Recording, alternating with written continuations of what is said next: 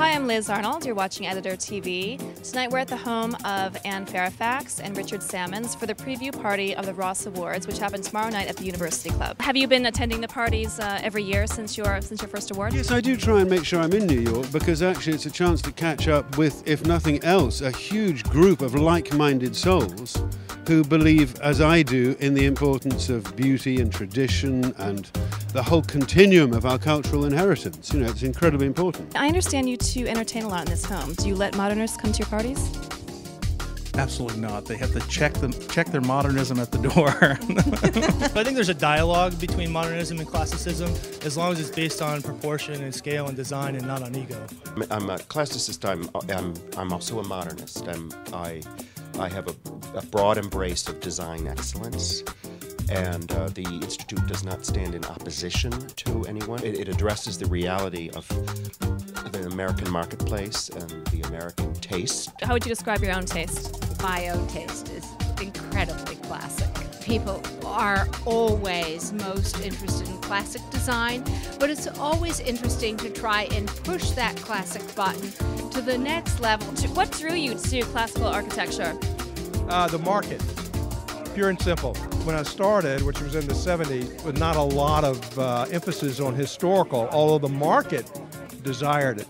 And that's how I came into it. I was trained as a modernist, and I wanted to do architecture that related more to the things I knew growing up. Classicism was just more a way for me to tap into that kind of architecture. I suppose it's a generalization, but modern architects generally tend to be trained in a completely different way, which actually doesn't include the skills of drawing and of observation and of the traditional skills of art and architecture. It's a language you have to learn.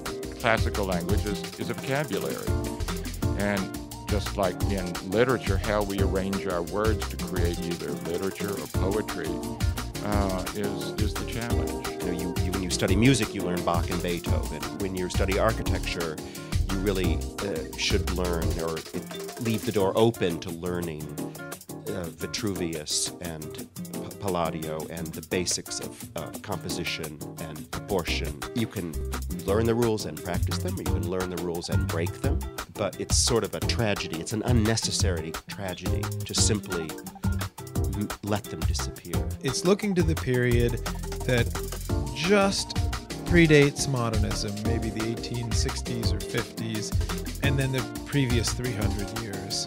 And seeing that as a specific art tradition that has been attenuated but not lost. What we're really doing is honoring the work of today that links with the past that will endure in the future. Thanks for joining us at the Institute of Classical Architecture and Classical America's preview party for the Arthur Ross Awards. For Editor at Large, I'm Liz Arnold. Thanks for watching.